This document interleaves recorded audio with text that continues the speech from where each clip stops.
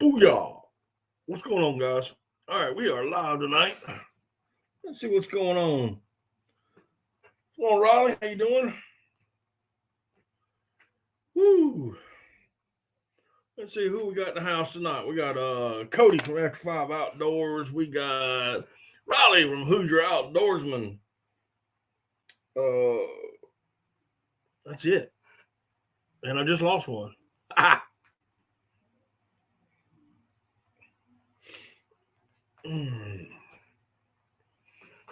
All right, let's see what we got going on tonight. See how many people show up.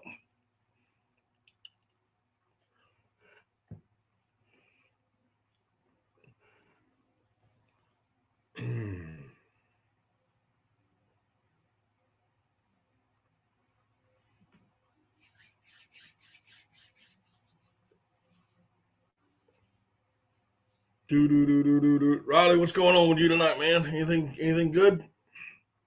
I mean, it's Halloween night, so.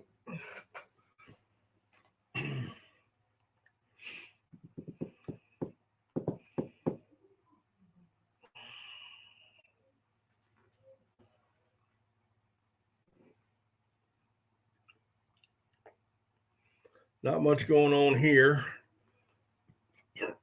Oh, excuse me. We have turned all the lights off at the house. We are not partaking this year in Halloween. So, but we have our little traditions, Halloween traditions. So, our daughter came over. She's over here now. Her and my wife are in there watching the movie Halloween.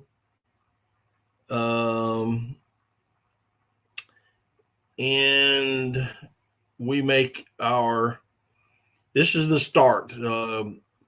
October 31st, Halloween night, is the start when we start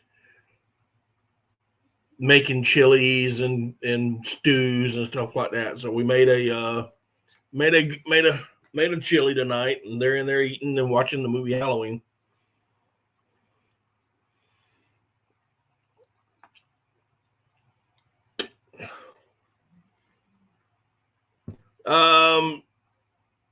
I'll tell you, Marble Man. I'll tell you what I do. I make a Perlo.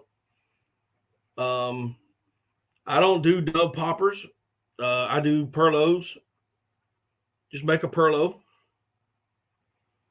No, it's not that we don't sell. We man, listen. I used to love to decorate the house on Halloween and just get out there and scare these youngins half to death and chase them down the street and do all kind of things. But I'll tell you the truth. This year, Stephen, finally, holy crap. How you doing, brother? Long time no see. Glad you showed up tonight.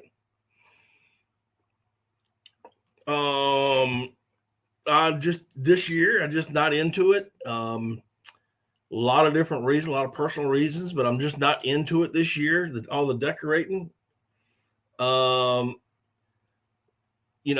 kind of stuff. I'm just not in the mood for it. Cody ended up with 4. I'm assuming mallards. He's been sending me pictures all day.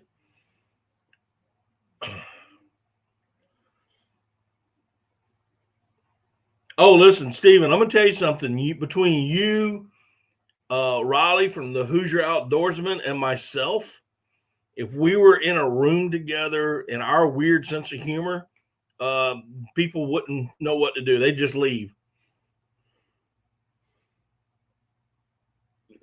Billy from SoFlo, how you doing? Grant, how you doing?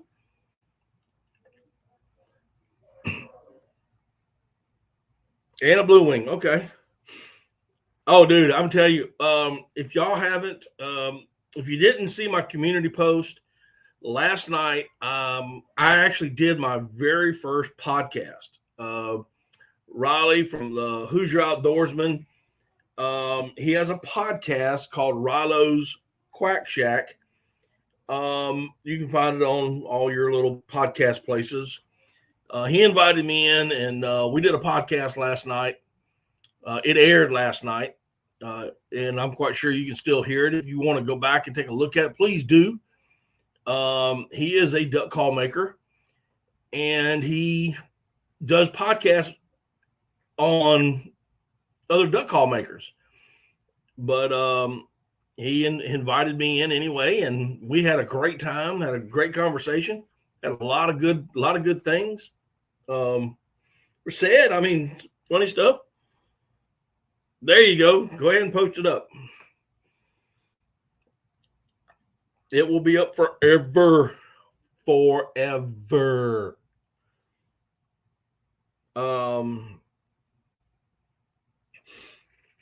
It was pretty cool. I had a great time with it.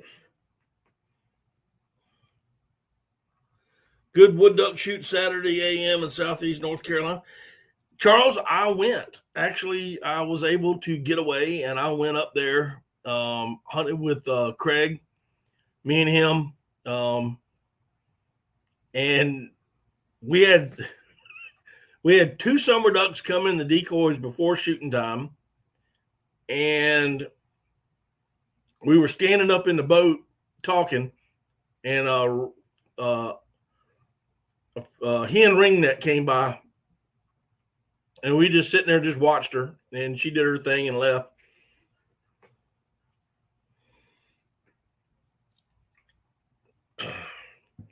No worries, Riley. I had a great time, man. I really did.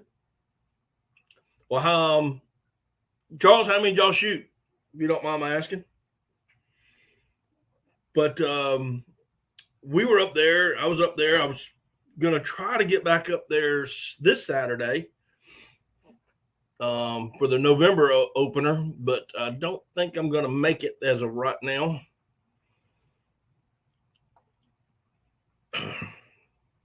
They hit me hard today. I'm going to be working every day this week. I mean, literally every day. Their week starts on a Sunday and it rolls to Sunday to Saturday. So Sunday to Saturday, and I'm going to be working every day. But that's all right. I got some time off coming.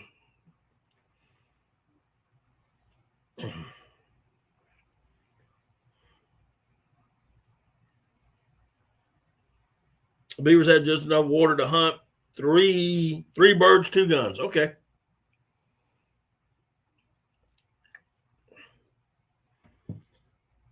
Y'all will be froze. Cody's saying they'll be froze by next Thursday. Grant's saying he's got 33 days until season unless he travels. Grant, I'm traveling. I've already been to North Carolina twice, and out of the twice, I've hunted 3 days. And I'm going back. Let's just put it that way. I am going back. So I'll be going up there probably once a week, if not twice, during the season. I mean, where I'm gonna be traveling to. So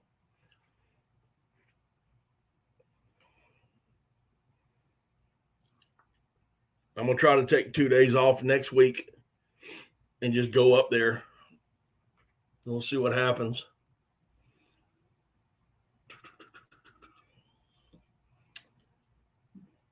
But anyway, like I said, I did my very first podcast, man. I was excited about it. I didn't realize how country I did sound. Man, I sound like cornbread. I listened to myself, and I listened to the podcast last night. Of course, we did it. We recorded it on Thursday night, so it would air on Sunday. And I'm telling you, I sound just like cornbread, dude. I was amazed.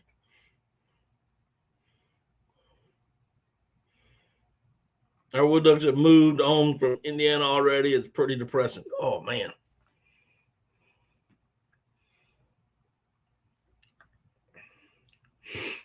I mean, I really just didn't. I mean, yeah, I listen to myself on my videos that I do, and I just really don't pay any attention to it. But last night, I was sitting in here and everything was quiet, and I was just listening to the podcast. I was doing a little bit of work, late night work, and I'm like, dang. You country boy. But we had a good time. I thought it was a great show. Very well put together. Riley does a great job putting them together. So if y'all get a chance, go over there and look at it, or go listen to it rather. Rilo's Quack Chat on his podcast. Y'all go take a look at it. It was pretty cool, man. I enjoyed it.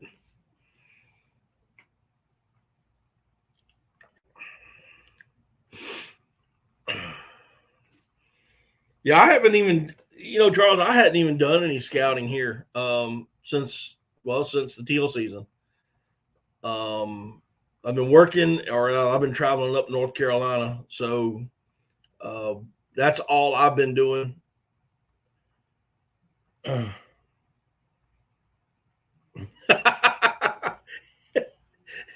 my wife came in and was listening for a few minutes, and she said, and for those of you who don't know, my wife sells insurance.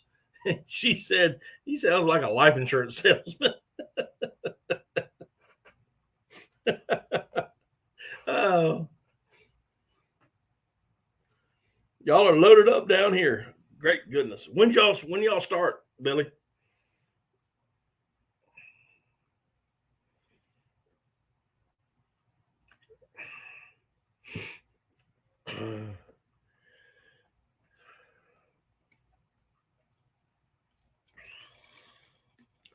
But yeah, hopefully that I can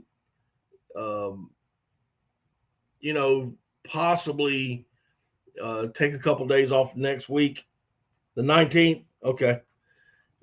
Possibly take off a couple days next week, and because the season reopens up on Saturday, so there's no sense in going this week.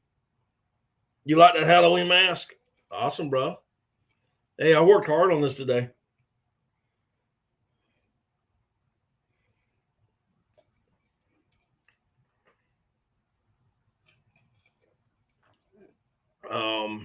I'm gonna try to go up for a couple days and see how that works.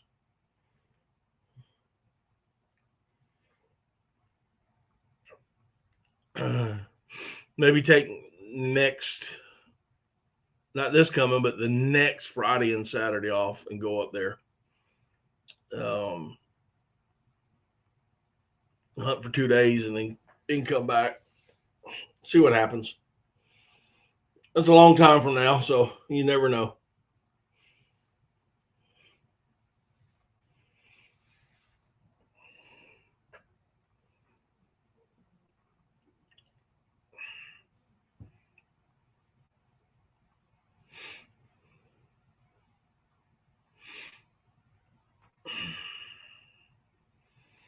So what else? What else? What are y'all doing tonight? I mean, what is y'all's? Y'all have any traditions for Halloween night?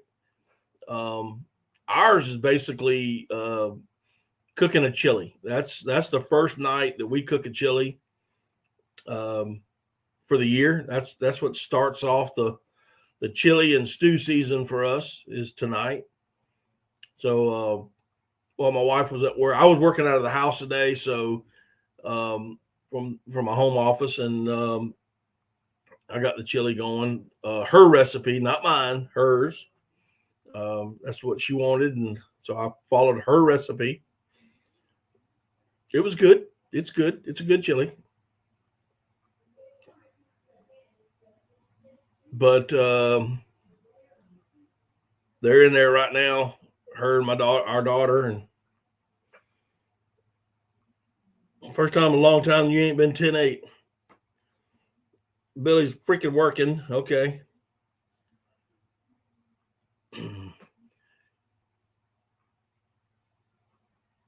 They're in there right now watching the movie Halloween. So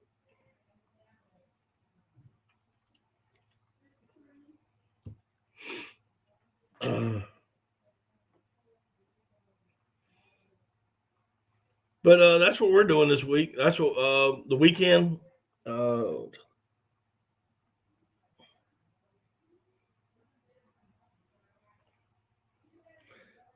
We tell the story. Oh, wait a minute. I got to put this so I can read it. We tell the story of the goat man in Putnam County. Some dude was dressed as a goat and terrorized the college kids till the local rednecks hunted down and shot him when he jumped out to scare them.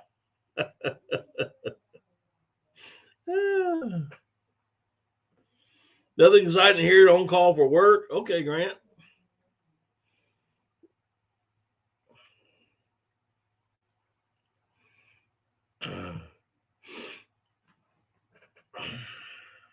That's funny. The goat man jumps out of the woods, scares some rednecks, they shot him. There's just some things you just don't do. You don't jump out wearing a monster mask with a bunch of rednecks around, because we've been waiting for that our entire life. We've watched all the movies. We don't run. We're not going to run into the room full of chainsaws. They would have eaten them in Louisiana. You just don't do that and run rednecks. We've been training our entire lives for monsters in war. I mean, that's just what we've been doing our entire life. We ride around with guns in our trucks. Somebody jumps out of the woods, scares us. We're going to shoot. Boom, boom. That's it. Boom. It's over with. And then, like Steven said, if you're down in Louisiana, they're going to shoot. Then they're going to walk up to you. They're going to ground check you, and they're going to try to figure out how to cook you.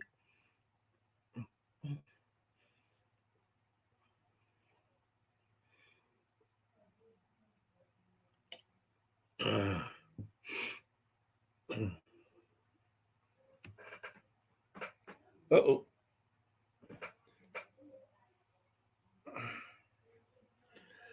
Oh, let's see here. Steven, you guys eat koozie. Hey, listen. Pulldo? Oh, man, I'm going to tell you right now. Get them gizzards. Woo. You saute them pulldo gizzards up.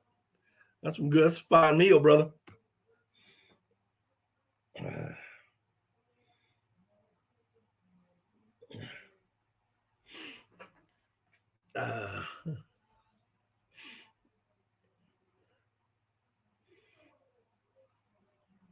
Oh, goodness.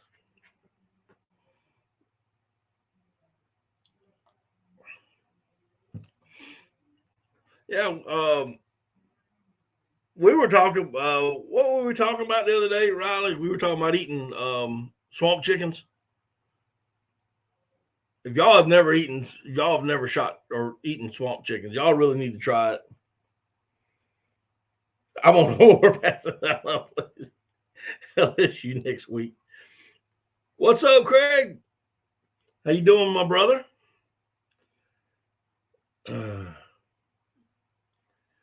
Yeah, y'all need to try swamp chickens. If y'all got purple Gallinoo or moor hens in your area, yeah, you brought up eating crow. I got a buddy of mine,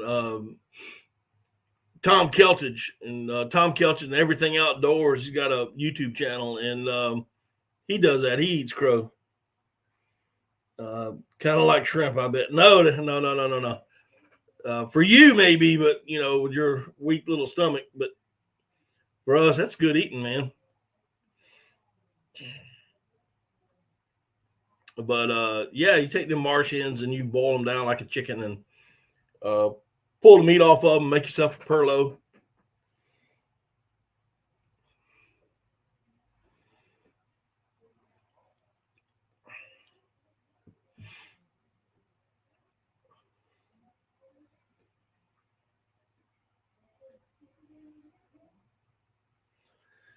Oh, goodness.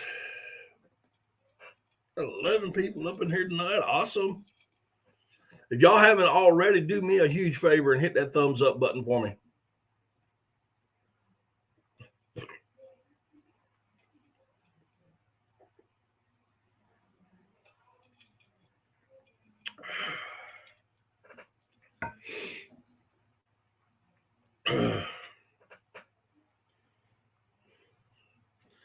Ever since Stephen, yeah, yep. Ever since he ate that crow, everybody's starting eating them now.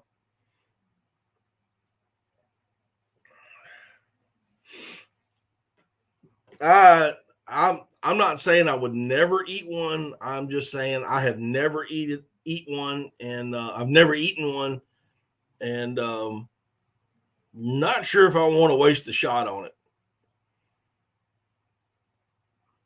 But if y'all were with me a couple Saturdays ago, one of my friends saw one flying around, and he took a pop shot at him, and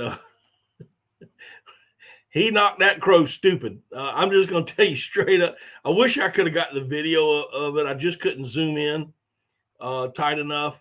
But he hit that crow, and that crow just started doing like this, and then flying in circles, tight circles, and then doing like this. And finally, he got his wits about him, and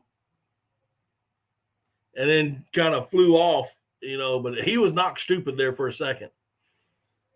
Greg saying Otter Pond starting to look good. Word has it. All right. I'm not going to make it Saturday, Greg. They threw some work on me. Now, if something changes, I'll let you know, but it doesn't look like I'm going to make it Saturday. I might be able to get up there the week after. I'll let you know.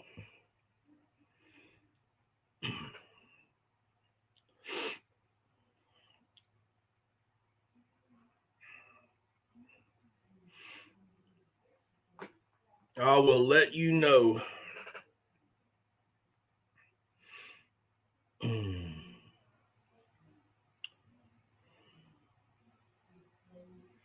All right, Steven, you take care of yourself. Appreciate you coming in, brother. You have a great day. Give me a call sometime, man. We need to hook up. We most definitely need to hook up.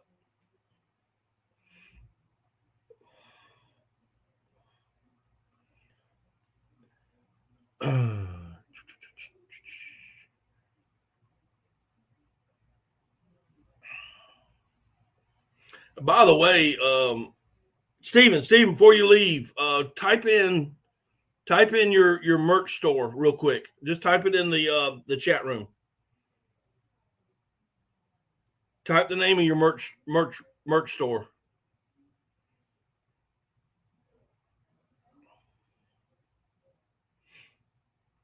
I hope he ain't left already. Oh crap.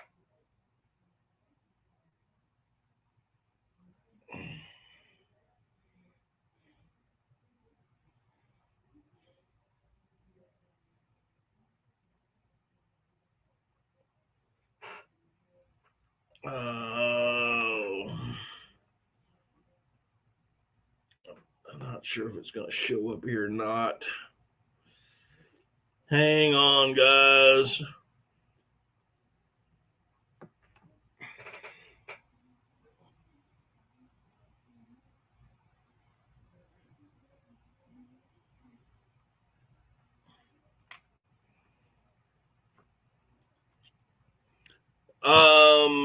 He may have already left. I'll try to do that here in a little bit, but Stephen Finley's got a chance. If y'all don't have Stephen Finley, let me explain something. He is an excellent videographer, and I mean the man knows what he's doing when it comes to videos. Got a weird sense of humor like myself. I know that he just got back from North Dakota, and I think he's got a video out. So look under his name. Just type in his name, Stephen Finley. Make sure I'm going to just put this up there. Make sure that that's the picture you see, that big smiling bucket mug that he's got, and click on it. Watch a couple of his videos. Give him some love. He's got a small channel. He's trying to grow, but he's got really, really good content. And so for those of y'all who don't have him, y'all need to check him out. Like I said, he hunts all over, and he's one of the best videographers I have seen yet. So take a look at his stuff.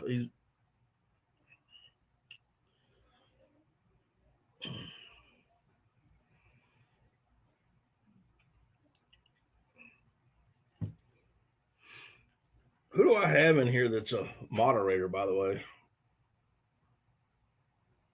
Besides Cody. Grant, SoFlo.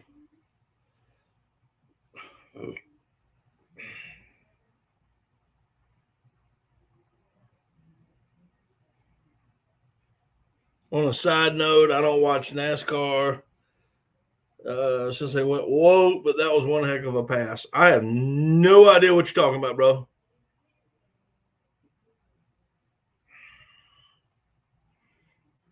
Oh, you did get your new pup? Oh, great, man. What color did you get? Yeah, Cody's, but he's driving.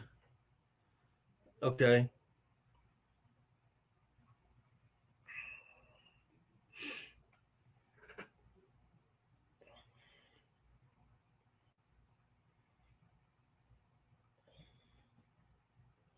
I got to figure out that.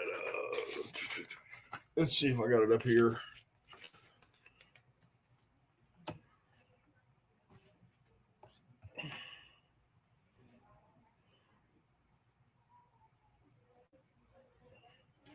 I don't have that. I was trying to find, but Steven's got a merch store, sells shirts and stuff, and I'm gonna be honest, I have a hard time pronouncing it, much less spelling it. That's why I was hoping he was still in here, but he undoubtedly he's done left. Palantry, Palantry, something, I don't know.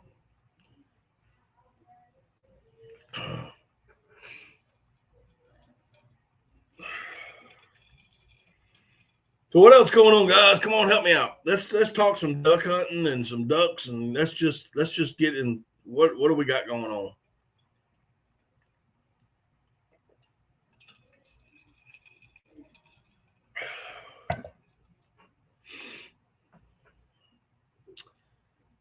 I'm trying to get back to North Carolina. That's what I'm trying to do.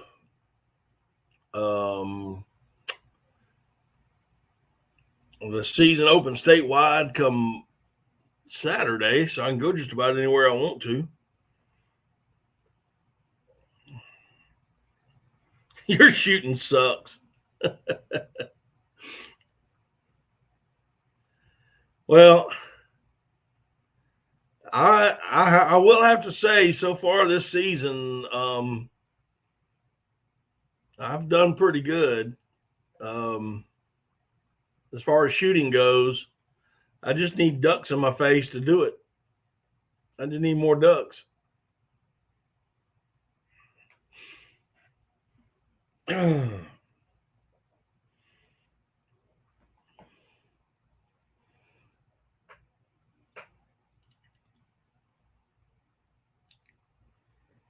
Yes, we do get gadwall here. And yes, I do have a gadwall call. I have two of them. Both of them are duck commander calls. I got that big, long, gaudy looking thing. And then I've got their Magnum. I can do the same call on a mallard call. If I need to, but their call just sounds a whole lot better. And it's easier to manipulate. So yeah, I do have gadwall. We do get them on occasion, and we get all the ducks. I mean, as far as puddle ducks go, we get it all except for cinnamon teal, unless one's lost. That's the only time. We get a cinnamon. Somebody shoots a cinnamon teal, it's because it was lost. But we get all the puddle ducks. It's just we just don't get them in numbers like we used to. And I know North Carolina gets their share of them. and everything else. So, yeah.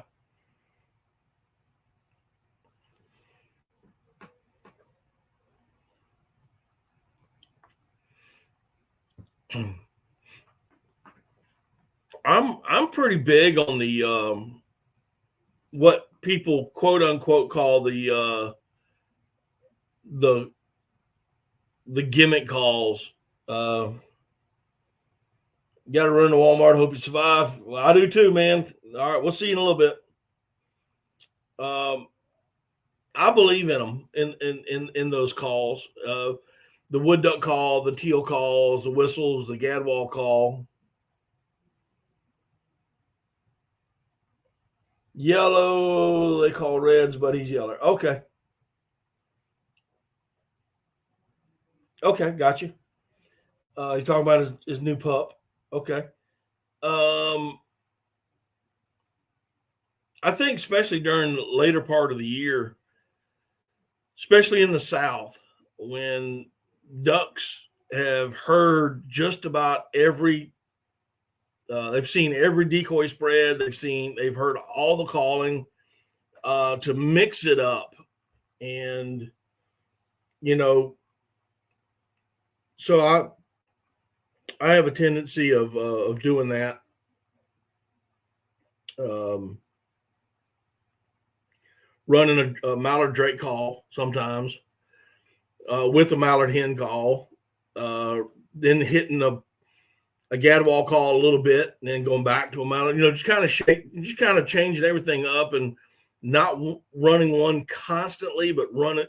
Hit a few licks here, then go to something else, hit a few licks there, and work it that way.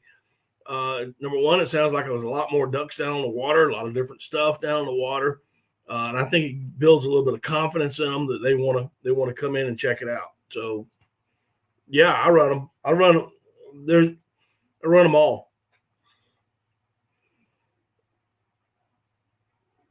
The only Now I do have a diver call, an actual diver call on my mantle, made by Falks, and that's the only thing I don't run as a diver call, because I can do the same thing on a mallard call. I can purr into a mallard call, make it sound like a diver, so um, I don't worry too much about that.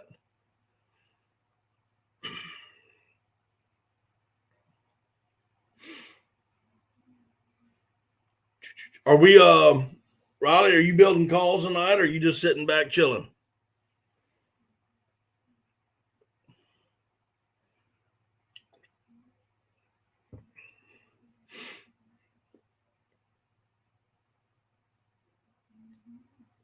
What species decoys do you mainly use? I'm a huge believer in multiple species. Um,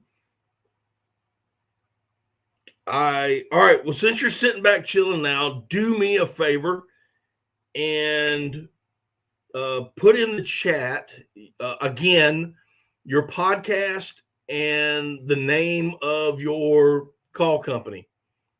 Just put it in the chat room. Just type it in the chat. It's okay. Um, I I use multiple species in my decoy spread. I'm mainly a puddle duck hunter, so I'll have my mallards, and then I'll have my black ducks. I'll have pintails, I have widgeon, and I'll have teal. If I am hunting in the swamp, I'll have wood ducks. If I'm hunting in a swamp, and usually my wood ducks, are on a jerk string, and I have 3 or 4. I'll put those on a jerk string. There you go. Rilo's Quack Chat podcast. Y'all need to check that out. But I'll run them all. I'll run everything. And if I'm running a little bit of open water, I'll put a diver rig out, a string of bluebills or maybe ringnecks or something.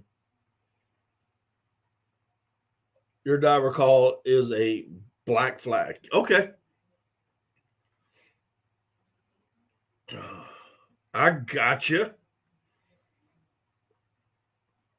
I've never flagged for ducks. I've flagged for geese before. I always thought that flagging for ducks would work, but I've never done it.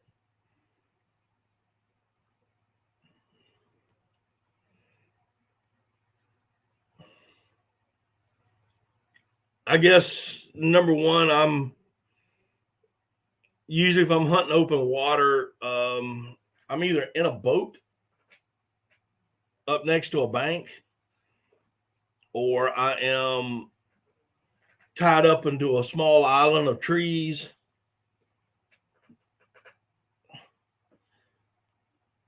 Hammerheads or not. You're welcome.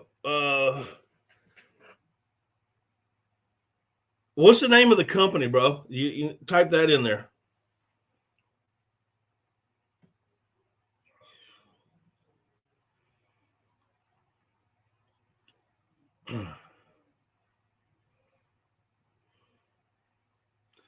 We'll be hunting at your brother's next Monday through Wednesday, then coming home. Okay. Man. All right. Okay. I was gonna try to come up. I can't come up there this weekend, brother. Rollo Game Calls. Okay, got you. Y'all need to check that out. Rollo Game Calls. If y'all are into interesting duck calls, and I can't wait to put my hands on this particular call, but it is based off of an LA call, a Louisiana call, and Cato call, and it's called the Hammerhead, and it has the most unique read system in it that I have ever seen in my life. I've heard the sound file. I heard a sound file. Sounds very unique. And I really can't wait to put my hands on one. Hey Tina, how you doing? So I really want to get my hands on that call, but it has a very unique sound to it, and it's a very unique read system. He also makes a triple read that is probably now the only other triple. I've only seen two other triple reads, and that's in the Sure Shot Jensen triple read duck call, and I've seen it in Duck Commander's triple read duck call. And now I'm seeing it in his, and again, it's a very unique read system. I don't know how to explain it.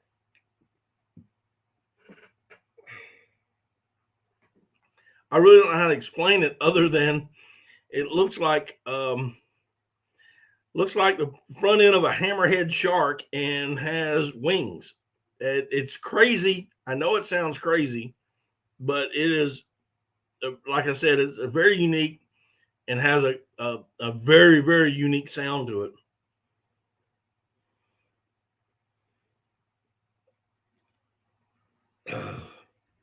Well, thanks, Greg. You must be talking about those heyday decoys. Man, I love them things.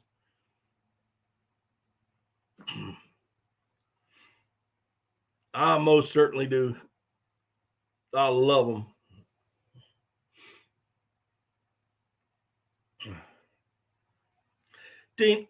Tina, as always, feel free if you care to do so. Post up anybody's channel for the just in case nobody's got their stuff. But I love those heyday decoys. Those flex floats, man. They just come out with divers, redheads and bluebills, and I want to sell my diver rig. I got a dozen bluebills, a little over a dozen, and probably a dozen ringnecks. No problem, brother. Yeah, because I want to tell people about it, but then I don't want to because I want to do a video on it. But it is a very unique looking outside appearance, and the guts of it, the tone board, the all of that, the inserts. It's crazy, man, and I can't wait to put it. I can't wait to just absolutely um, put it to the test, and which means if I get that triple read, I'm gonna have to go buy a Jensen Sure Shot triple read if I can find one. And of course, I got the triple threat from Duck Commander, but that's who I'll have to compare them to. So we'll see.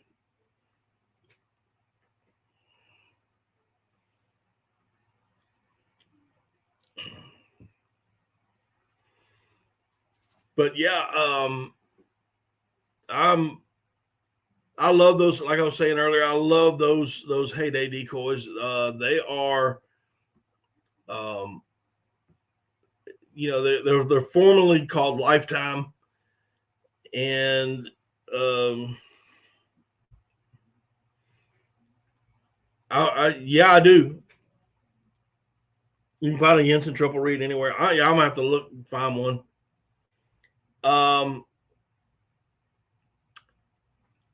Those decoys, I mean, they're gonna last you. I mean, if you take care of your stuff, it's gonna last you a long time.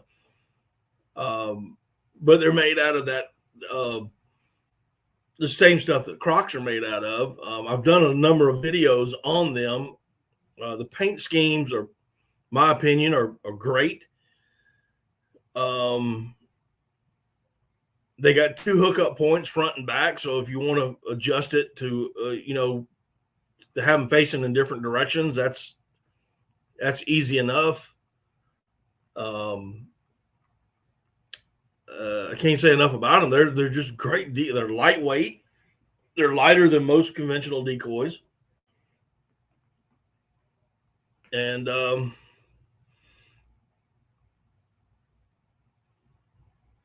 just like I just love them. I think that in the decoy world, decoys are decoys, but these guys came out with a great product, and I absolutely can't say enough about them.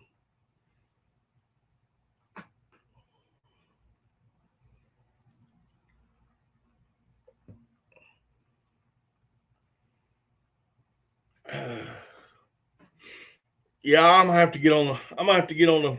I'm gonna have to order one. I'm gonna order a Jensen tomorrow, or maybe later tonight, just to get it in here. But I have a double read, and I might as well just go ahead and order a triple read and have it in and have everything ready to go.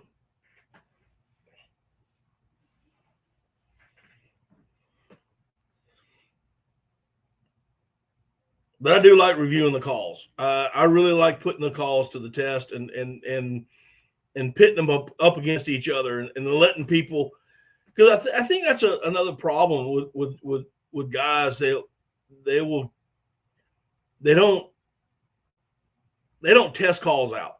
A friend of theirs says, "Hey man, you got to get this. This is the one you got to get." Um, and they end up getting that, and then they say, they don't go through the gamut of trying to search for a call that fits their air, that's easy to blow. I got some calls up here, great sounding calls, but uh, they don't fit my air. I've got an old Jim Blakemore up here, and the mouthpiece on that thing is just a wide, big, thick, and wide. Is it just doesn't fit me right, you know. Without getting all kind of weirded out, it just just don't fit me.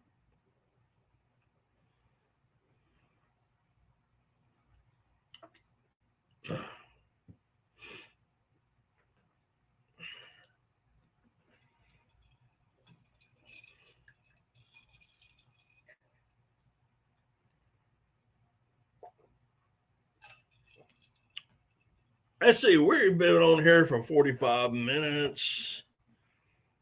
I'll tell you what, we got 7 people in the house. Seems like everybody's getting supper, going to supper or whatever. I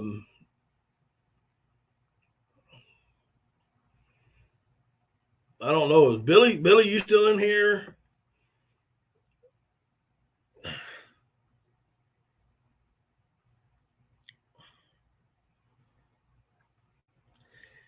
So far, so good, Charles, on the paint. The oldest set that I have is 2 years old, going on 2 years. And the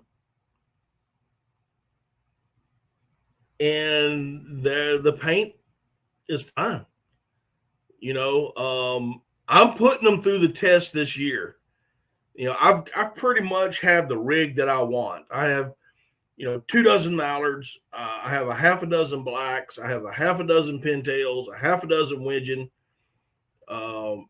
Roughly about, I got a half a dozen of the green wing teal and a dozen blue wing. And I'm putting them through the test this year. I'm putting them, if the situation presents itself, all of those decoys are going out. I'm putting them all in one bag. I'm letting them bang up on each other. And, I'm letting them, I'm going to put them through the test. I'm stepping on them, dragging them through the mud, dragging them through the swamp. They're going to get tested. They're definitely going to get tested this year. That is the big game plan. Marble Man says I need to order some decoys. Yeah. If you can afford them, man, I'm telling you, those heyday decoys, they are expensive. I'm not going to lie to you. They are expensive. But the material they're made out of, you can shoot the things, they're not going to sink. And, the only thing I know that can tear them up is a lab puppy. That's the only thing I know. You can step on them, run over them, shoot them. They are not going to sink. And there's a guy out there, and I don't know the name of his channel, but he shot one 6 or 7, 8 times, and they're not going to sink. He tore it up, but they're not going to sink.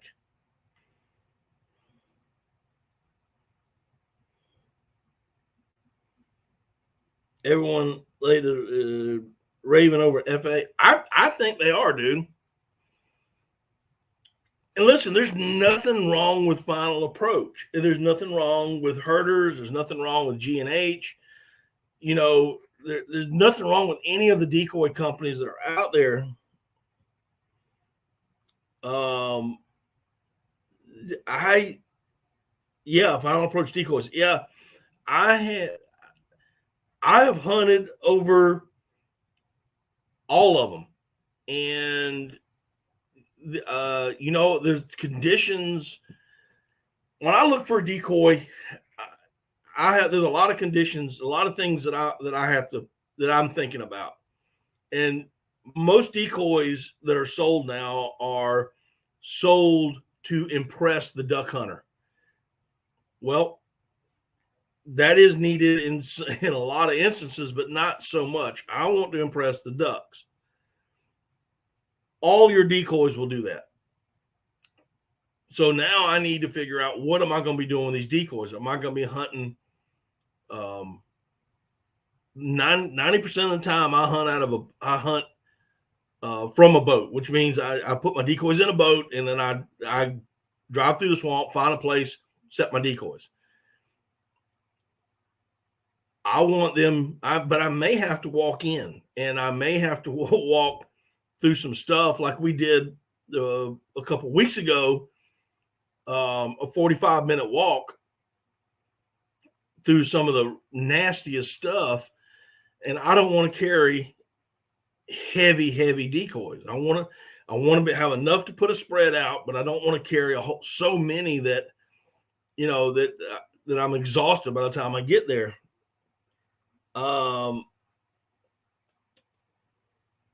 I don't know what the total weight is, and I don't have one in my room to show you. But they are extremely light. You look on the videos that I've got for them, bro. It should be under Lifetime Decoys. I have a whole playlist of all the decoys that I've gotten, and I've done videos on them. But they're extremely light. Now, they're hollow. All right. So just foam, they sit. They got these like two little pontoons that come off the bottom. And inside those pontoons, they got some weight in them that you can take in and take out.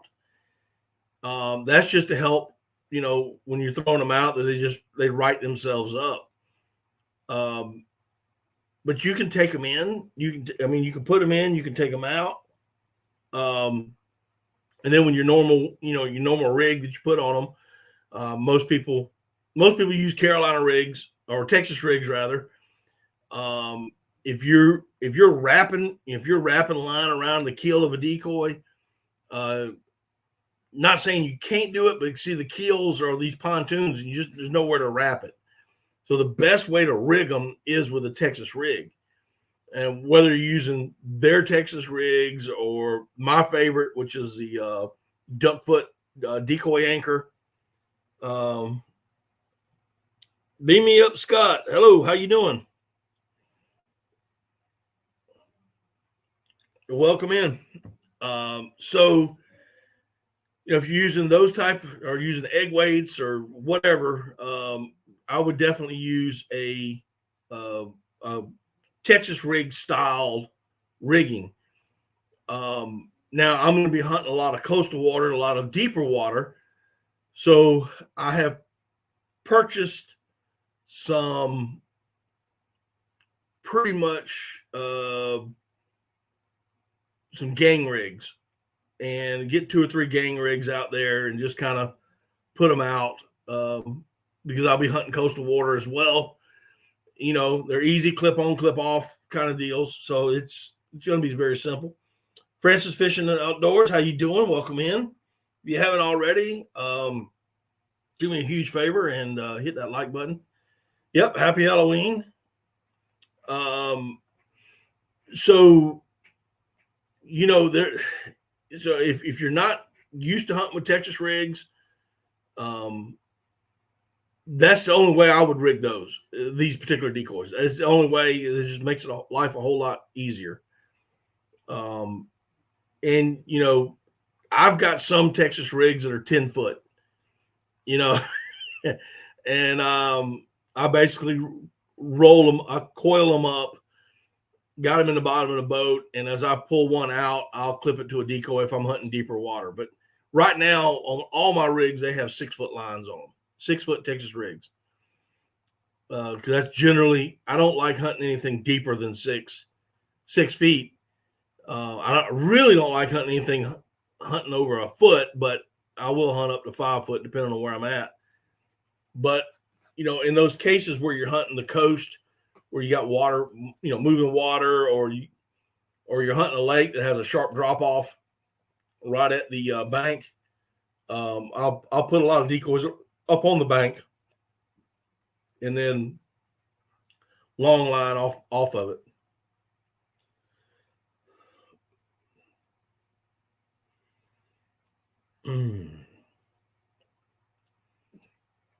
Well, I appreciate that, Marble Man. Yeah, go back and watch him, dude. Like I said, I've done a video on every decoy that I bought from him. I have done a video for him.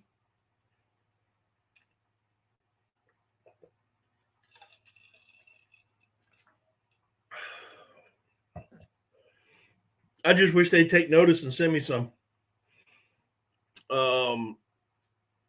But they just came out with divers. They came out with bluebills and redheads. If you want a diver pack, go to Rogers Sporting Goods. They have they actually have the diver pack at Rogers. A special deal with Rogers, and they're selling them as a diver. They're a combination of bluebills and redheads. But if you go to their website, you're not going to get the diver pack. You're going to get you're just going to get decoys, whether it be bluebill or redheads. and I would love to get those. Those are my next. Those are my next. Um, I just got to get rid of all the divers that I have now, and then once I do that, again, I'm gonna be hunting a lot in places this year where I can put a diver rig out, and I want to have it ready. Do you get 4 foot or 6 foot? I get 6 foot Texas rigs. I do mine in 6 foot because I hunt public water and I don't know where I'm going to be at that time. If I was hunting rice fields or if I was hunting flooded fields, 3 foot lines would be perfect. Or literally less than 3 foot would just be perfect. But I never know where I'm going to be, and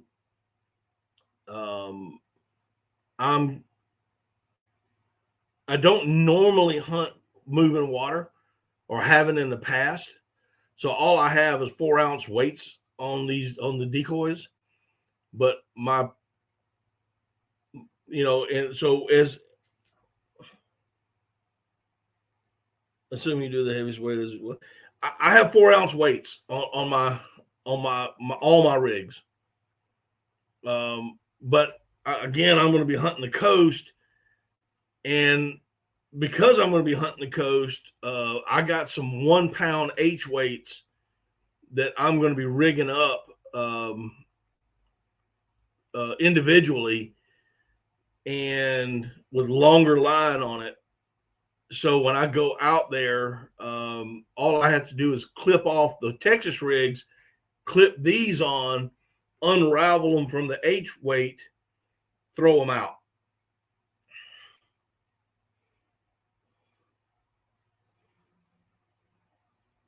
Has anyone tried? Let's see. Let me put this up here. Charles, to be honest, I've never heard of them, but I'm going to write that down. Hunting and Fishing Depot. I'm going to write that down and check them out.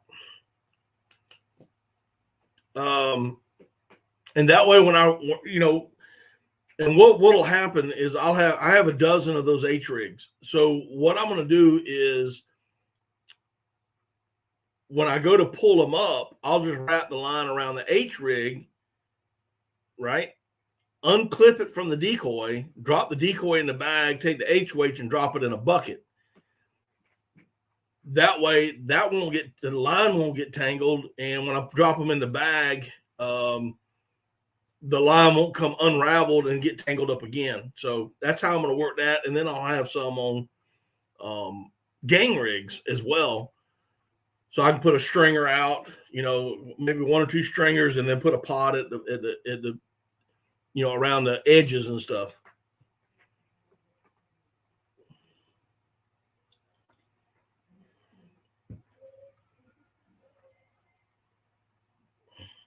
Yeah, I'm gonna have to look at it. I'm gonna have to look at it later.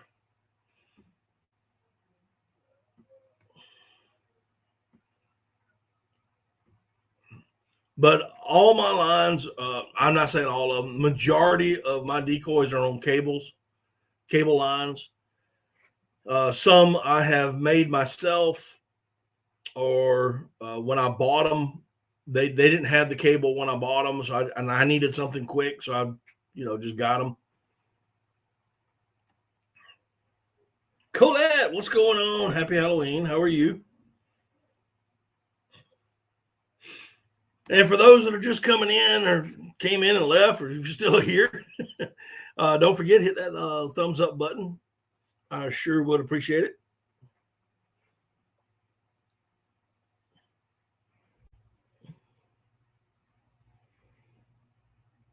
Price pretty good and have a lot of variety and length. Full, too much candy. We did not do that this year. Of course, my kids are grown and gone. And I honestly just did not feel like decorating the house. And I just didn't feel like it this year. So we made our traditional pot of chili, and my wife is in there, and our daughter came by to say hey, and she's in there, and they're watching Halloween, and I am in here with you guys.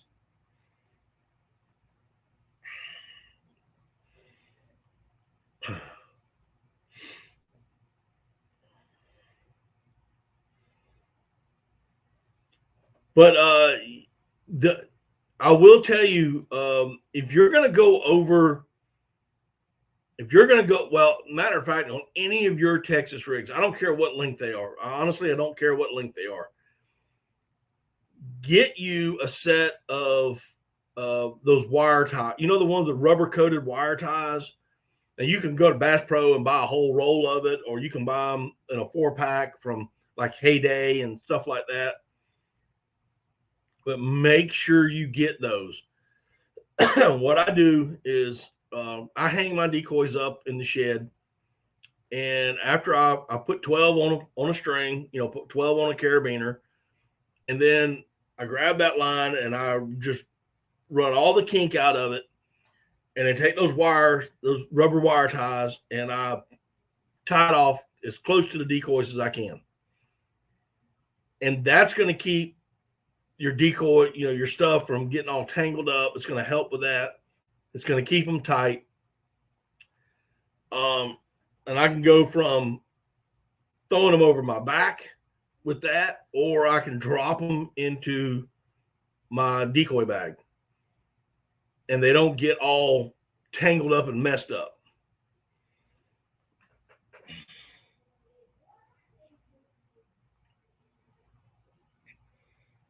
Okay.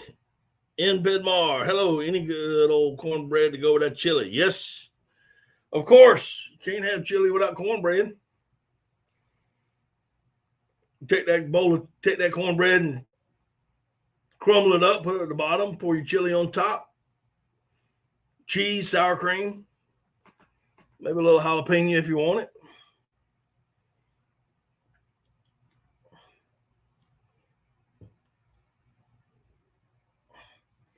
Time for some DD365 merch. Start dropping rubber wire ties, keeping them tight. Yeah.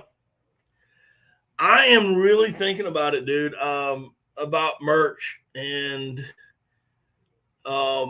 actually thinking about a slight name change. And it's something I'm just thinking about. I haven't really dove into it.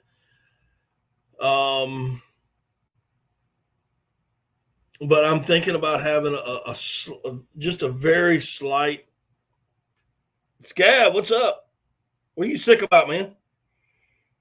I ain't seen you in a while, bro. Semper Fi, brother. Hey, we got a birthday coming up. Just saying. So it'd be a slight little name change for marketing, but I will never give up the Daddy Duck. Daddy Duck will always be there. Whatever name I go with, it'll still have a Daddy Duck in it.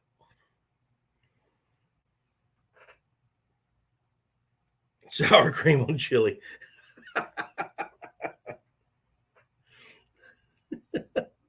Oh man. Yeah, happy early birthday, brother. It's gonna be here in about 9 days. But I may have a special. I may have to do a. What day does that come on anyway? I put Fritos and Texas Pete in mine. Yeah.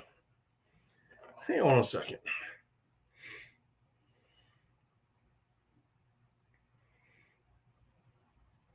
That's on a Thursday. Okay.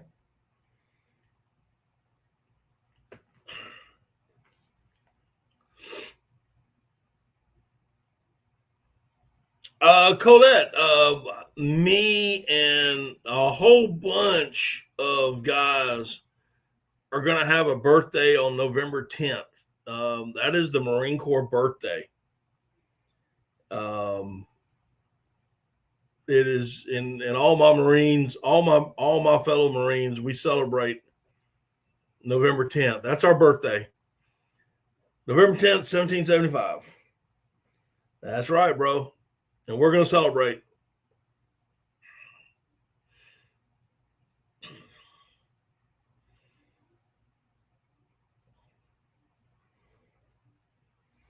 Oh, Cody's back and he survived Walmart. Awesome.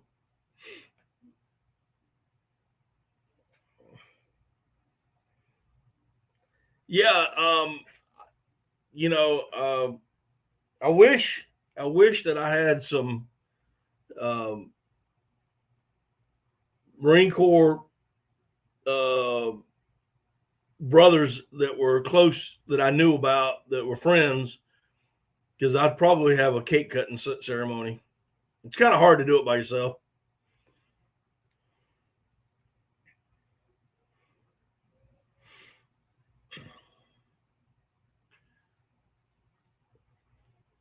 But getting back to the decoys, most ton tavern, yes sir. But getting back, we like I said, I use those wire ties,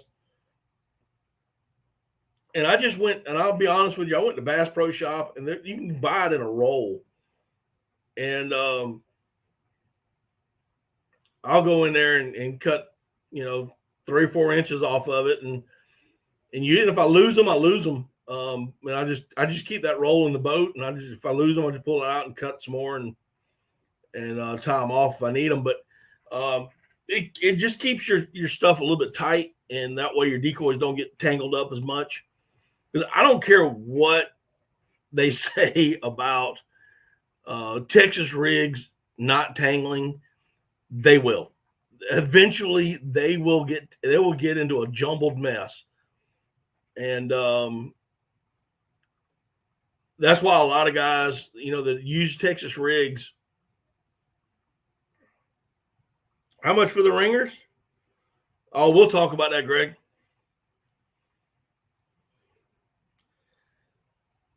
Pedmar, I have, how many decoys do I have? 5, 6, 7, 8, 9, maybe 10 dozen right now.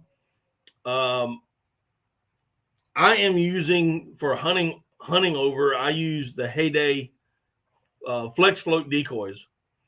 I do have some plastics for divers, about 2.5 dozen divers, a handful of geese that are also plastic. But behind me, actually in this room, I have cork, probably about 2 dozen cork decoys.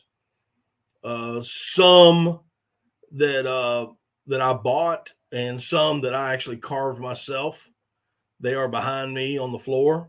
And then I got some antique stuff that I've collected over the years.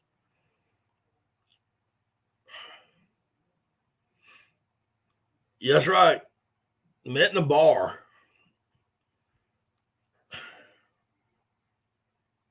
I don't know, Greg. We'll talk about it.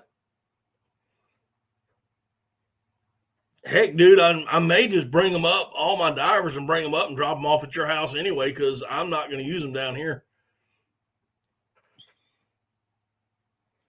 And we see the ones that have carved. Yeah, hang on. Let's see if I can find one.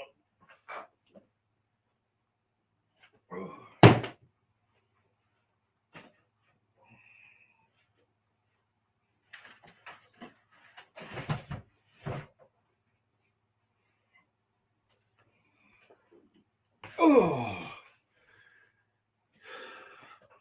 this is the black duck that I did, that I carved out. It's got a wooden head, and but this is the one that I did. I'm not an artist by no means. I don't claim to be. I have shot ducks over these decoys, so I know that they work. But that's it right there. And then I've got a 8-ounce H weight on them right now. But I got a canvas back over there that I did, and a few mallards.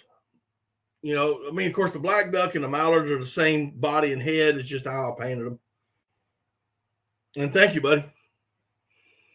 But I haven't hunted over these in a long time. I'm kind of waiting for a special hunt. Um, just for a special hunt where I can put these out. Um, when did I make this? Oh gosh. Um, well, there's the story. So kick back, grab yourself a sweet tea, a hunk of cornbread, and a bowl of chili. A while back, I was a contractor overseas. I was a security contractor. I did a lot of training, trained different law enforcement agencies from around the world, mostly in the Middle East, Afghanistan, Iraq, and Lebanon. And when I was in Iraq, I wanted, you have a lot of downtime. And of course, the internet was not always that great. So I ordered a bunch of cork and wooden heads and whatnot. Most of the heads were already pre-cut. All I had to do was shape them and sand them, and that's what I started doing. So this would have been in 2006, 7, something like that,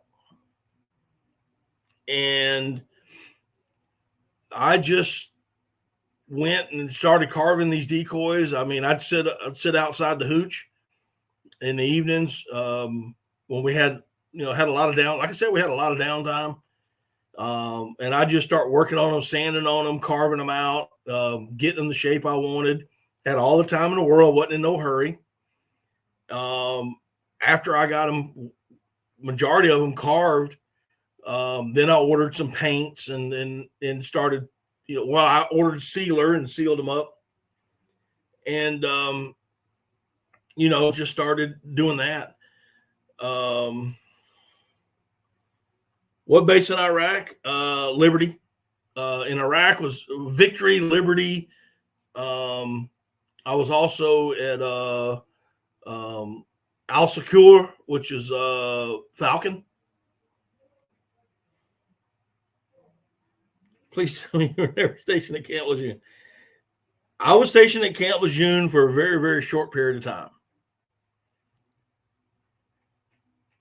Very short. Very short. It was a very short stint at Camp Lejeune.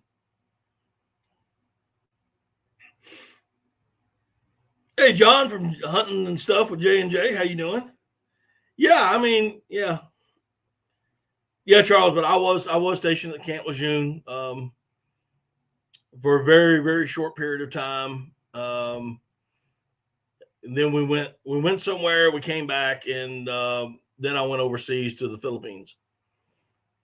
But I'd make these decoys.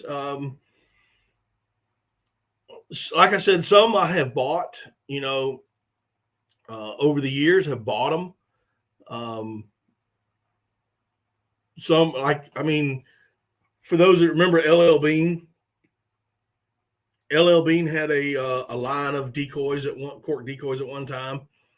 I think I had one or two from them. And I was using them along with the herders that I had at the time. And I just woke up, like I said, when I was overseas, I said, I think I could, just give me something to do. So I'd order a block and I'd start working on it. And when I was finished, I'd order another block and, start working on it. And once I got them all painted up and got a bunch of them together, I'd put them in a box and ship them home. I surely didn't want to go traveling around the country with all that stuff. But I had a good time with it. It was. You're right. It was a great way to relax and just chill out.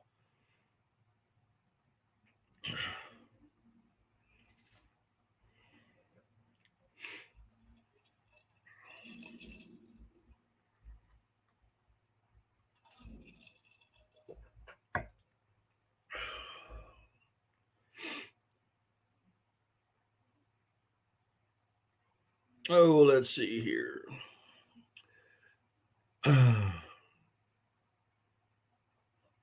I should carve some more. Yeah. I ain't got time to go scouting right now, much less try to carve a decoy out. Um,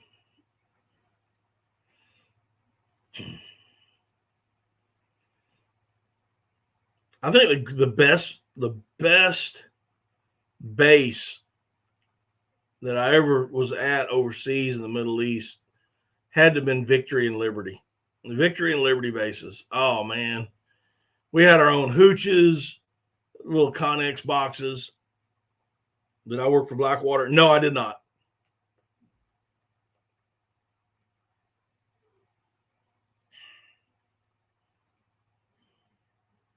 The views on carving a decoy. Yeah, I know.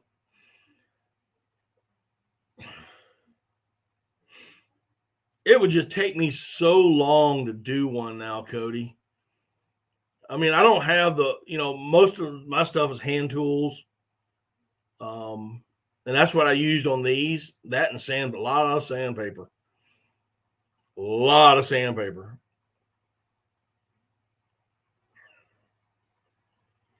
But no, I did not work for Blackwater.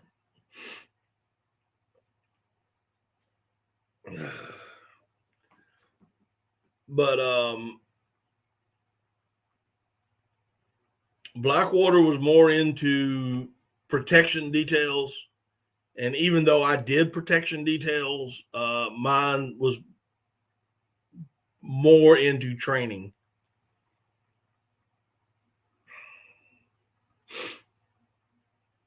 But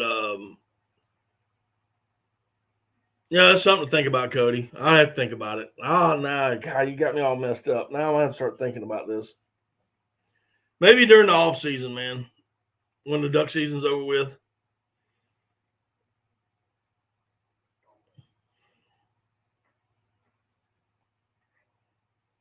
I may order a block and work on it.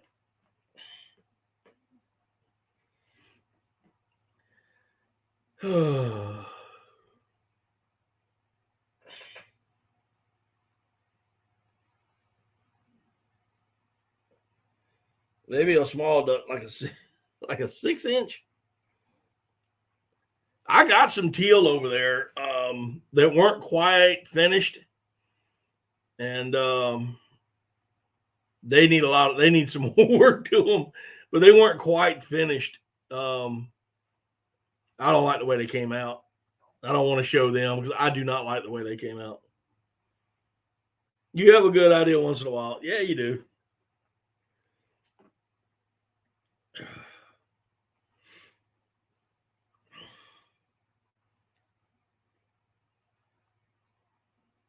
No, they're called Marsoc. Marsoc, not Marsha. That's an Air Force thing.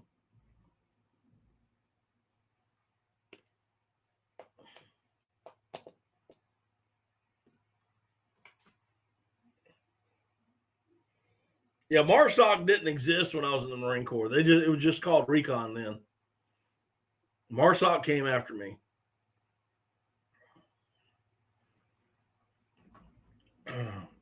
But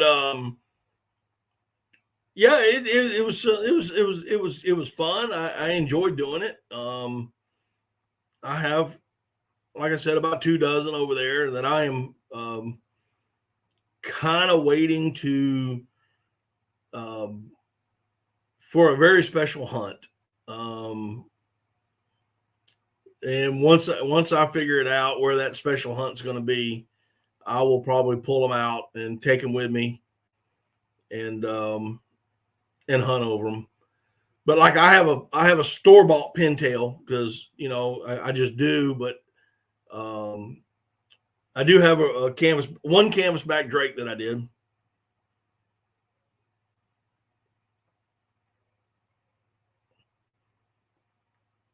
Marficon, yeah.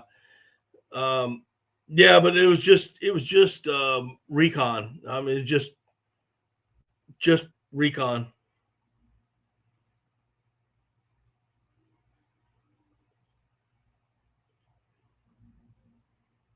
Just the old reconnaissance battalion.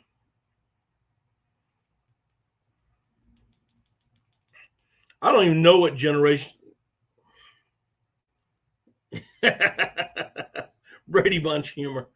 Just getting off the duck hunting topic there for just a minute.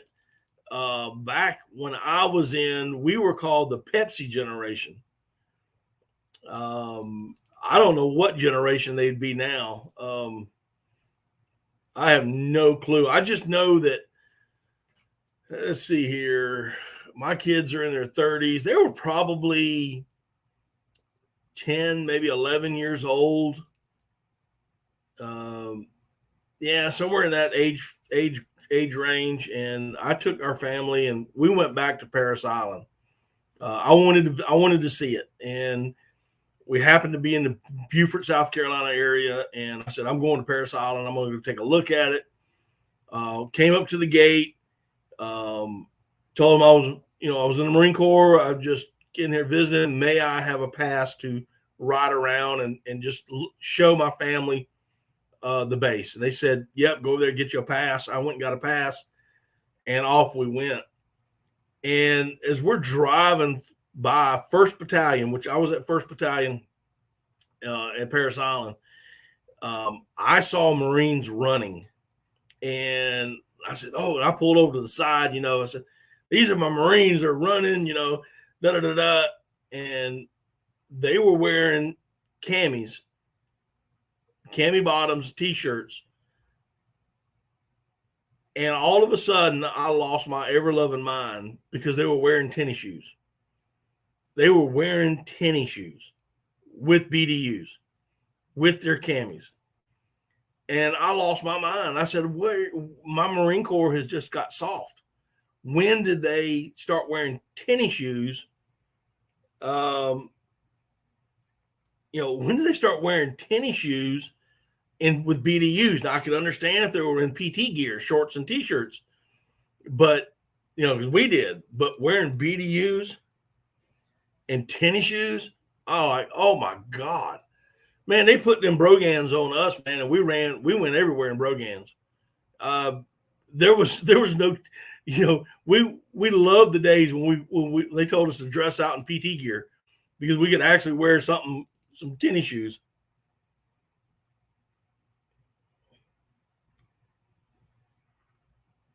First phase recruits, Marines don't run in boots anymore. They got Nikes. I'm telling you, man. I couldn't believe it. I absolutely lost my mind. But I got to show them the base. We went to the 1st Battalion, went over to 2nd Battalion. We did drive over to 3rd Battalion out in the boonies. Was able to get went by the little Marine Museum that's there at Parris Island. Ended up talking with some other guys there that gave us a tour. Let me go into the PX. Biden will have them wearing heels before he's done. Oh, don't get me started. Come on, Cody. But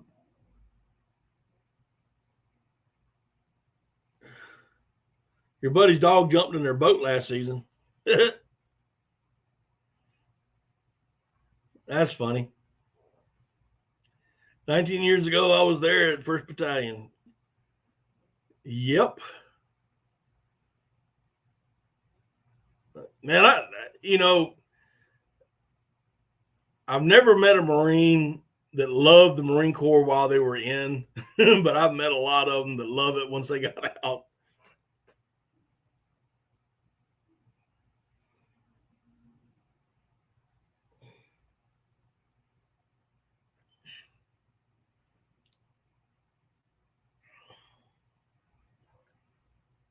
Oh, they didn't care about us having shin splints.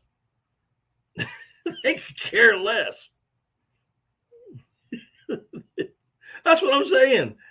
I got it. I understand the medical part of it, brother. I really do. But those drill instructors didn't care.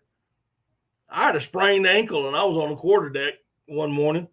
I stayed on there almost all day.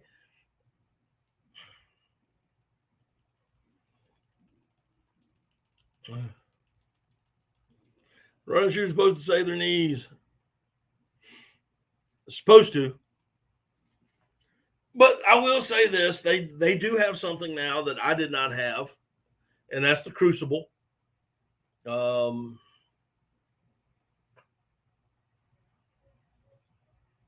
were still in the tricolor. They hadn't gone over to Digis yet, which I like. I like the Digis. I really do. I think I still have my original pair. So one set of Poplin BDUs. The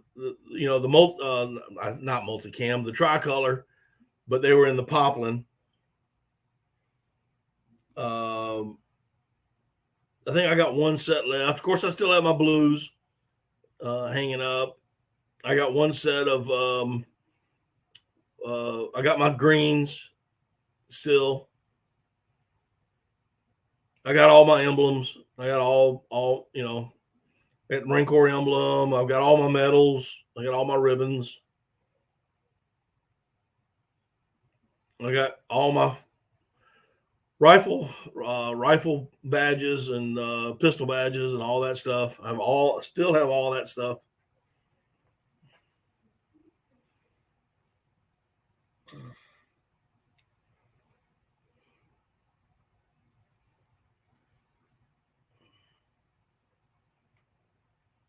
All right, Marlboro man, appreciate you coming in, brother.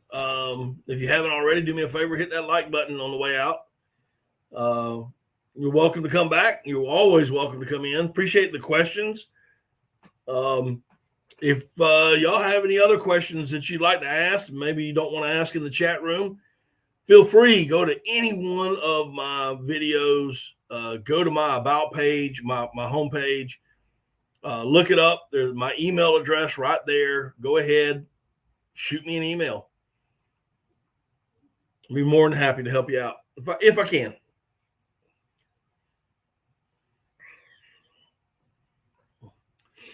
All righty.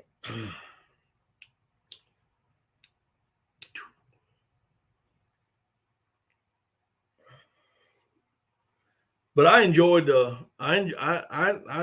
I enjoyed the Marine Corps. All right, Petmar, have a good one, man. Appreciate you coming in.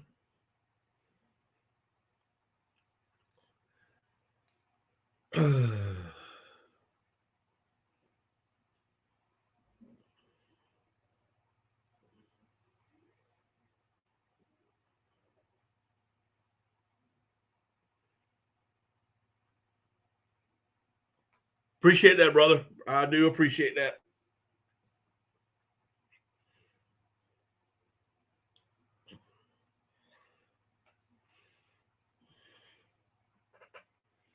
RD Reynolds, you're heading off. All right, man. Take care of yourself. Give me a call sometime, bro.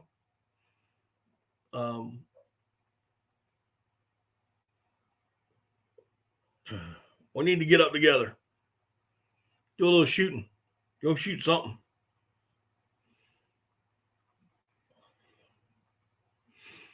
All right. What else we got going on?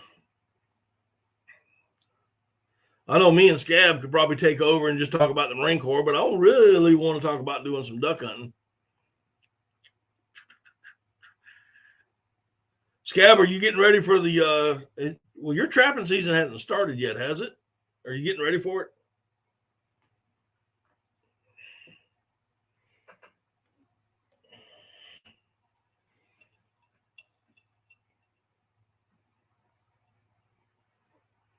Yeah, man. Shoot it, eat it, whatever. Trapping season starts tomorrow. Awesome.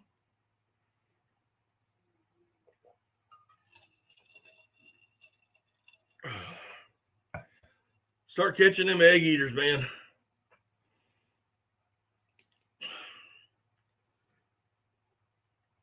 You going back hunting in the morning, Cody?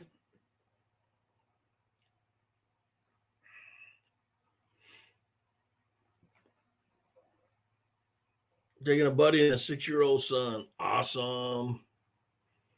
Yeah, we got a youth seasons coming up. I got one a kid I'm supposed to be taking, and I got to get up with him. That's something I got to do.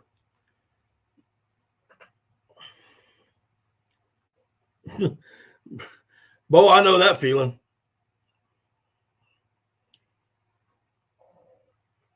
I know that feeling. But we got a youth season coming up here in November here in South Carolina, so I'm gonna be taking a kid out. One of actually he's one of my subscribers. Um, Met him over the summer and went to see his parent and his dad. Talked to him for a pretty good long time. Just don't run him into the trees. Oh, that was just having fun with you on that one, man. No, I did come in a little hot on that one. But yeah, I'm gonna go and pick him up. We're gonna hit a swamp somewhere.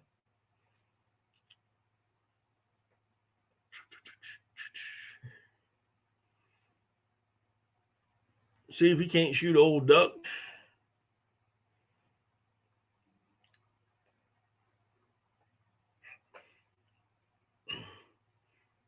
Which would be a lot of fun because I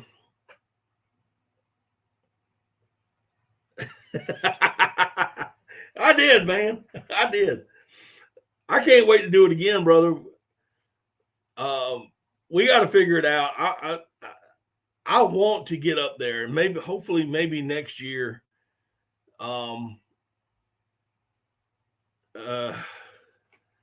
Maybe next year. I'm gonna sit down and talk to my wife because it's like 30 some odd hours to drive up there.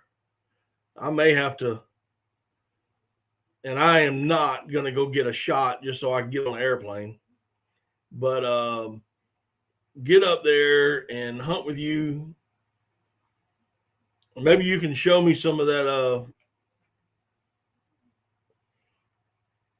Well, and here's the thing, I'm going to want to put decoys out. I'm going to want a duck call. But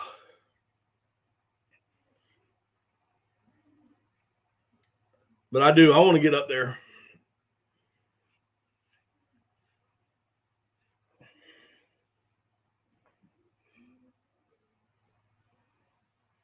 You ain't got to be vaccinated to fly now.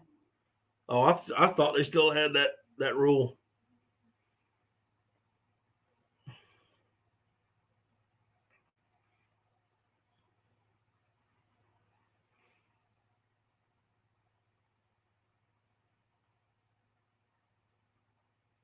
Yeah, I may have to may make a special order from boss and have them shipped to your house, the shells, and then come up there and all I gotta do is carry a gun and a few hunting clothes.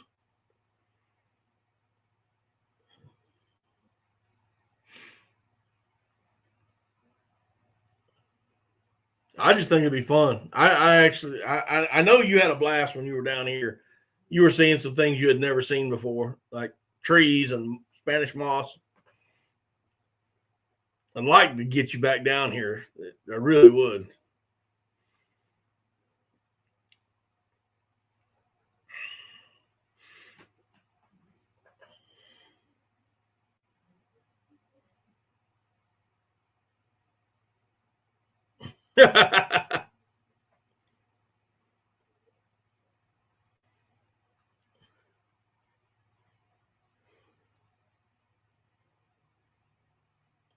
All right, Scab, you take care of yourself, man. Simplify, brother.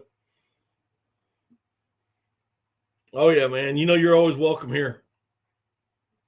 Yeah, get back here and go up, go up and shoot. I don't know what we'll do. We'll do something. We don't care if it's wrong or not.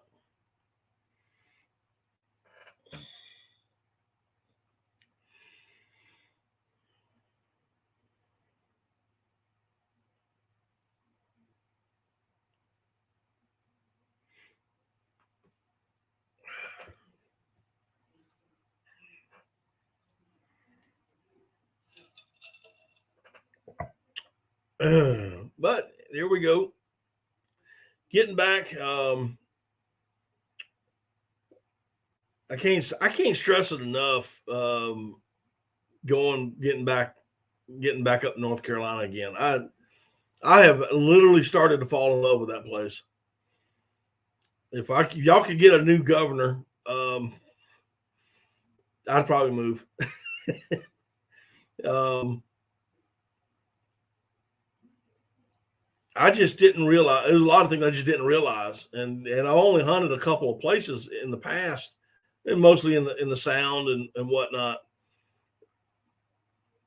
North Carolina for the win. How you doing, brother? Yeah, I can't wait to get back up there, man. I want to get up there again. Want to get up there Saturday, but they threw some work that has to be done by Friday and Saturday. So I ain't got no choice but to do it.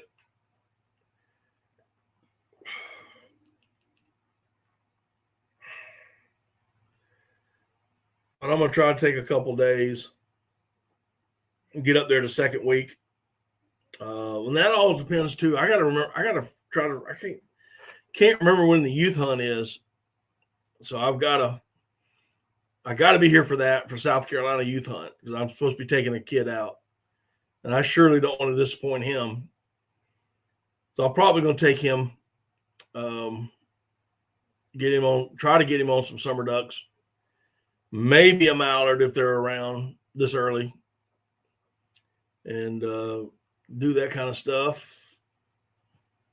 Ought to be a lot of fun. There's supposed to be some other kids going. I got a couple other buddies that are going to be bringing some kids, so we'll get them in the swamp, get them in the water. They'll set the decoys. Me and the guys we'll kick back on the hill and cook breakfast.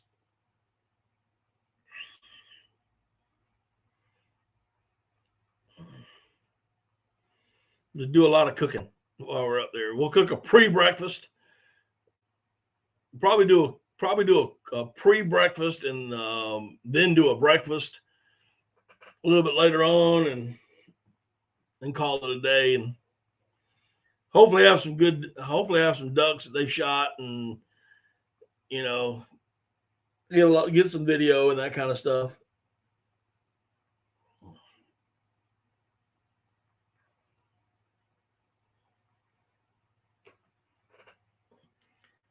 All right, Cody, well, you have a good evening, man. I'll be around the house all day tomorrow working, so give me a call.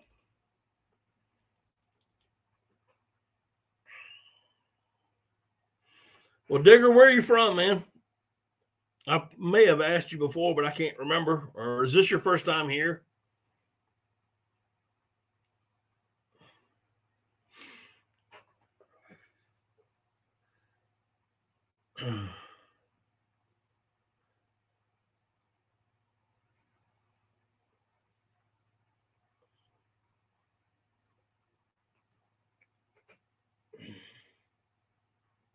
Oh, Garrett off of Instagram. Gotcha.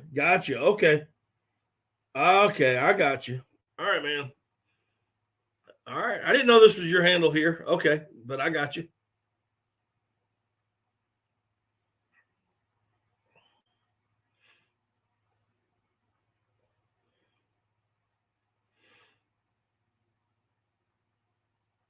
Yeah, I want to get back. I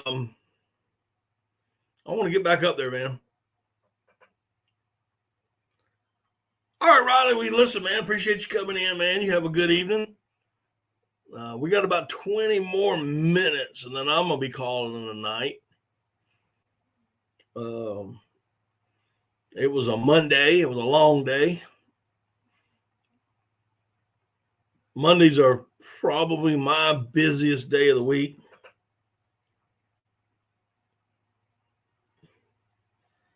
You think about starting your own channel? Cool, man. Let me know if you ever need any advice. We'll try to get you some.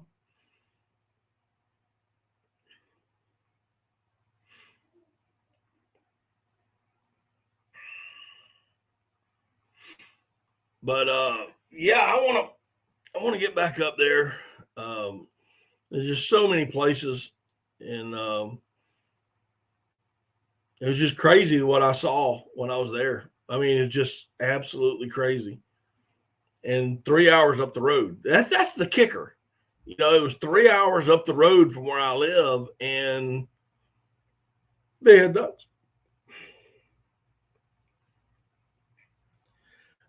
Yeah, and get with me, man.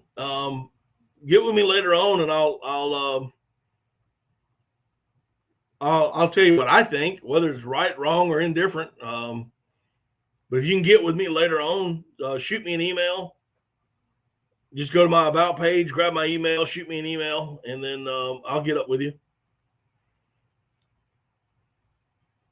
You got me on Facebook, right? You should have me on, or you can message me through. You can message me through Instagram or Facebook. I keep forgetting about those things.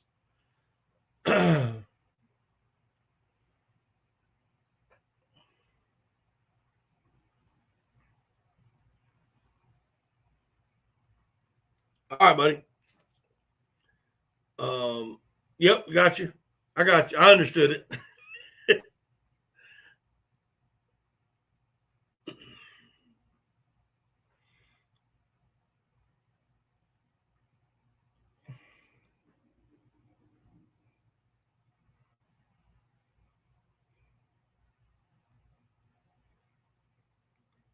I will, Charles. I will.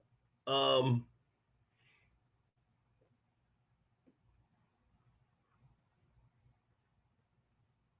yeah, I actually came through your area Saturday. I wasn't far. I don't think I was far from you Saturday at all. If you shoot me a text or something through Facebook or either Instagram or whatever, um, so we can exchange some information.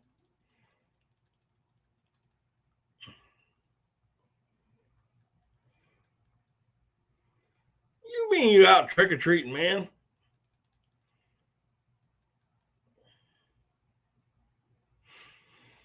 Well, welcome in, brother.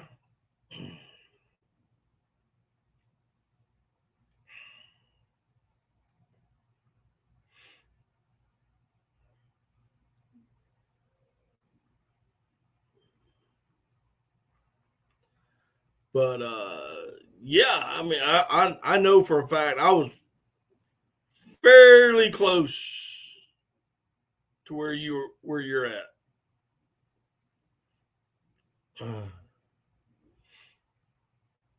I mean, we were right up the road. Well, we're always talking about, Bo. We're talking about ducks. Talking about ducks.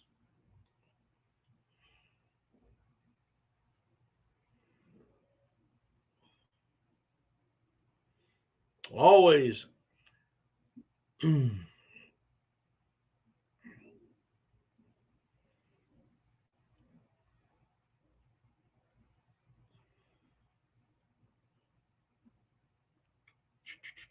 Oh man.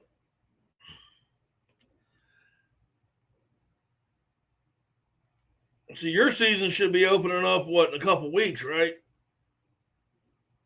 Around Thanksgiving.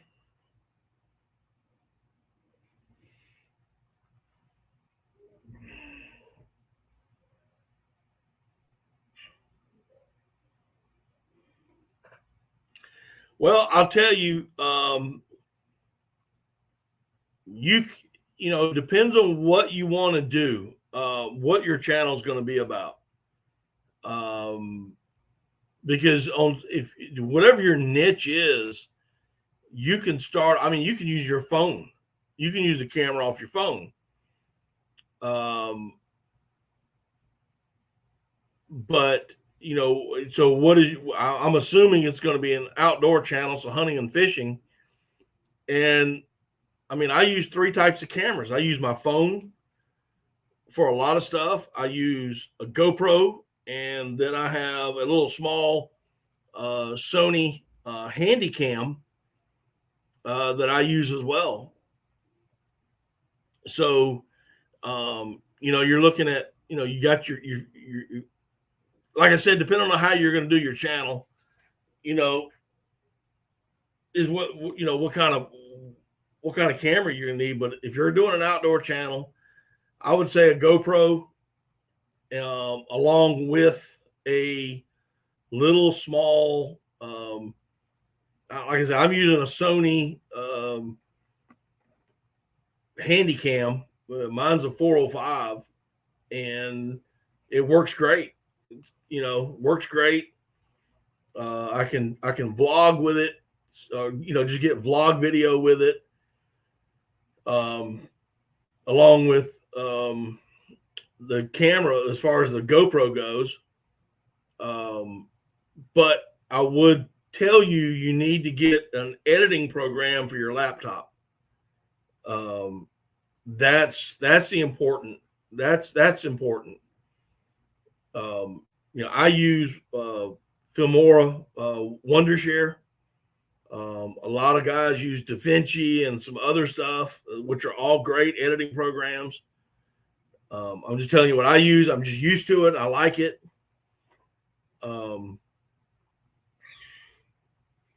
You have a desktop? Yeah, I have a laptop, but I mean, desktop work.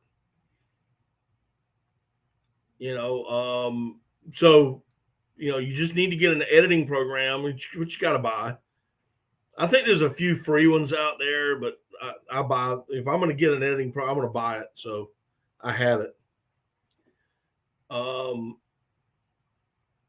But like I said, as far as cameras go, man, just get you a GoPro.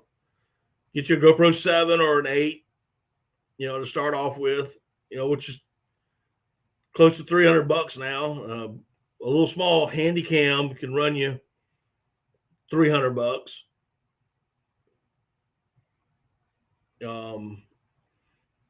SD cards, I'd get the biggest SD cards you can get. External batteries, that kind of stuff. Just type in Wondershare, dude. Wondershare.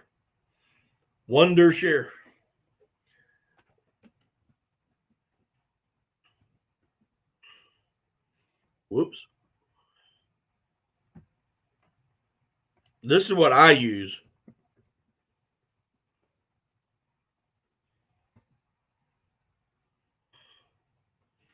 I just put it in the chat. That's what I use. Some other guys, they use like DaVinci and some other stuff.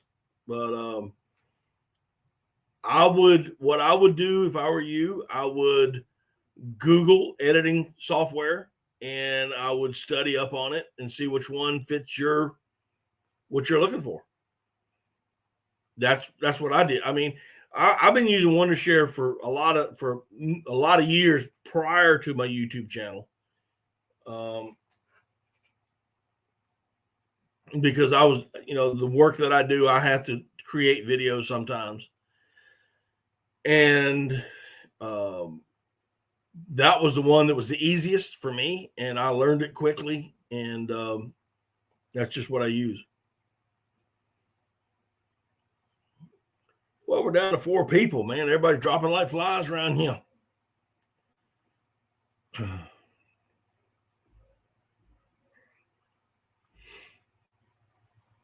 I'm telling you, Charles, I'm going to be up there a lot this year. What plan? I don't know. It's been so long since I bought it, man. I don't know what plan I got.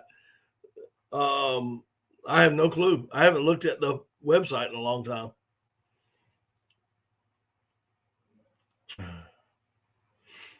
But yeah, Charles, I plan on being there. I'm not kidding, man. I'm going to be headed up there a lot this year. Yeah, Wondershare Filmora. Yeah.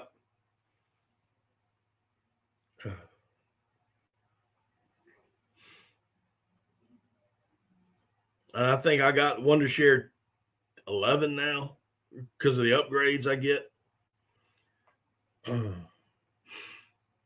But yeah, I'm really gonna be up. I'm gonna be up in North Carolina a lot this year hunting, as much as I can. I know that I'm gonna be taking. Uh,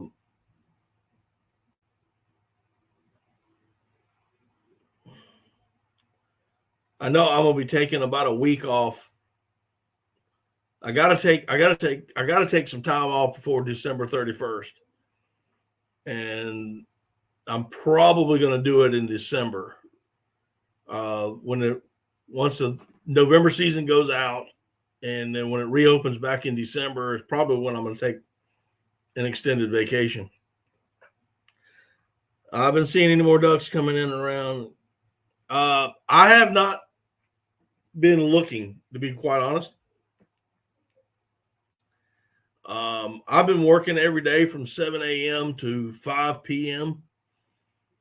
When I'm at home, and when I'm on the road, I'm getting home, it's already dark. So I have not had time to do any scouting whatsoever. I have pretty much started relying on some friends of mine in the area here and up in North Carolina to kind of give me a heads up, because my workload is almost tripled, and I have been busy with it and have not been able to get out.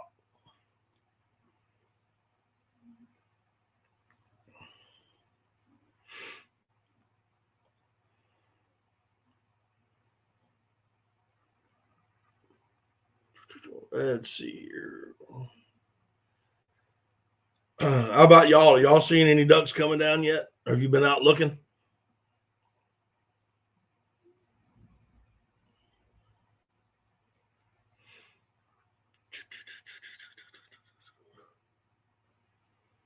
Man, it's getting hot up in this house.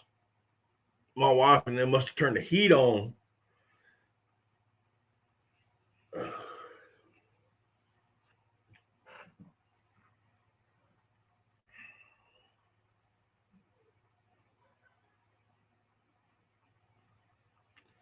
Hey, I'm assuming this is Jay, or is it Jake? Well, either one. But I do, man. I want to get back out there. I'm pretty much going to be waiting on your phone call. I'm going to hold a few days. They say that Jay, okay, they say that I can hold a few days over past December 31st. So I may hold out. Now, have gun will travel this year. I know that my son is he's taking a vacation around December 12th, and he wanted to go duck hunting with me. So, I was thinking about going to North Carolina, but if y'all got birds that time of the year, hey, if you don't mind, we'll come up there.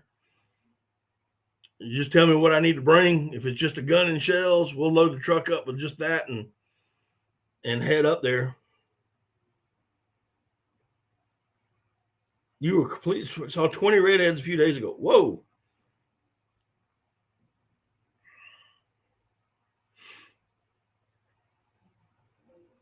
Yeah, I'll between me and him, we'll just go back to that hotel and just drive the truck and just have the guns and trucks, and that's it. And that's all I need. I won't bring nothing else.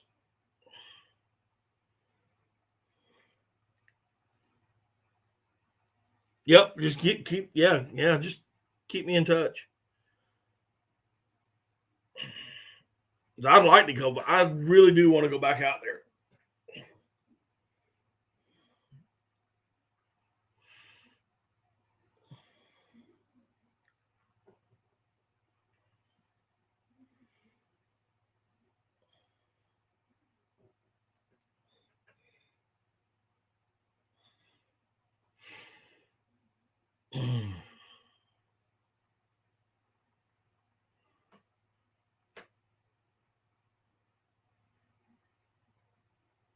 Oh, okay, gotcha.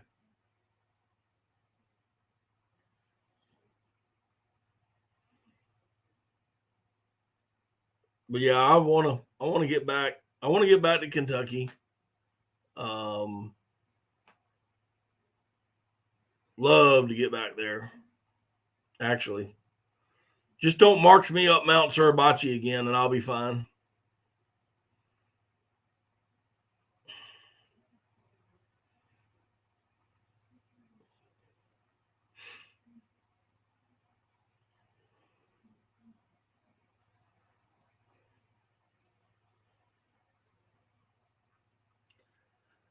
Alrighty, guys. Well, I think I'm gonna call her a night.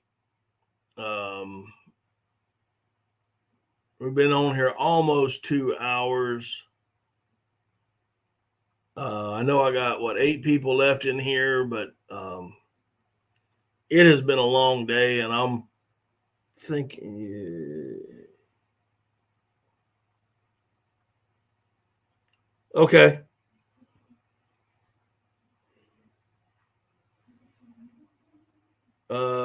You hear how water is up north. I have not. Better spot should hold water. Okay. All right, Jay. I got a group rounded up already for Saturday. I bet you do, bro. Maybe they won't fall in the water this time. But yeah, guys, I've been on here. We've been here about 2 hours now. I'm getting a little sleepy. Give me a call. All right, I'll give you a call tomorrow. Um, yeah, I need to call it a night. I got to get up early in the morning and go to work. And it was, like I said, it was a long day today, so I'm going to call it a night. But I want to thank each and every one of y'all for coming in. You have no idea how much I appreciate this. Love the questions. Keep them coming. I really want y'all to be active in the chat room, talking with me and asking about stuff and just what have you. I just enjoy doing. This is what I enjoy doing. I enjoy talking about ducks and and I love the chat, how active the chat is. Y'all really do. I really do appreciate it. But until next Monday, I will see y'all live. Like I said, every Monday night. If you haven't already, if you look up in the chat, it's Rilo's Quack Chat podcast. I was a guest of his Sunday. It will be there forever. That particular it'll be there for forever and ever. Amen. He's got a great podcast. Go check it out on that podcast. Don't cost you a thing. Just got to download, one of the Spotify's or the app, whatever those things you got to get. But y'all go and check that out and listen to what we had to talk about. We had a good time. So anyway, y'all have a great day and have a great evening. Happy Halloween for those. And I hope y'all have a great week. And we will see y'all next time on Daddy Duck 365. Good night, y'all.